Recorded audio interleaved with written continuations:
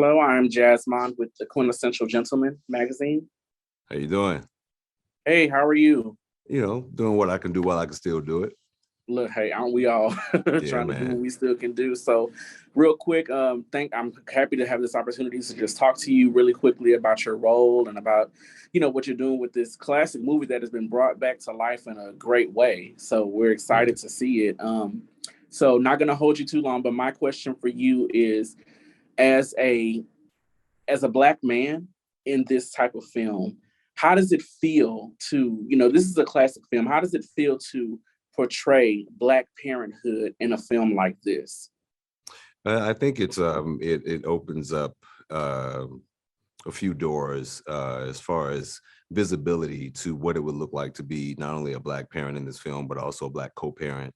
And in the film, I don't want to give away any spoilers, but my character Dom Clayton is a well-to-do guy who has a bit of an ego of being this man's man and able to provide things, but to see someone else stepping in and taking up more than the slack, as it were, it portrays a level of humility and acceptance that some people may not want to accept. And I think that in a fun, funny, heartwarming film like this, it eases what some people may seem or may consider to be a blow to the Black man in this day and age. And I just think that it's in my opinion, I think that it's a refreshing look and a new take on what it looks like to be a Black parent, especially as it's portrayed in this world of film and television.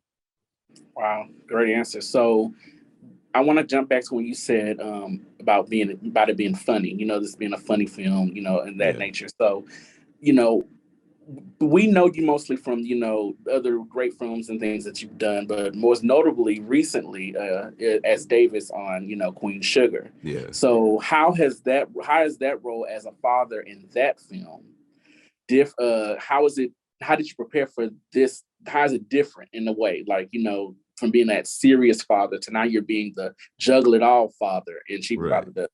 Well, I mean, in Queen Sugar, Davis West, he was embroiled in a rape scandal, as people who follow the show understand.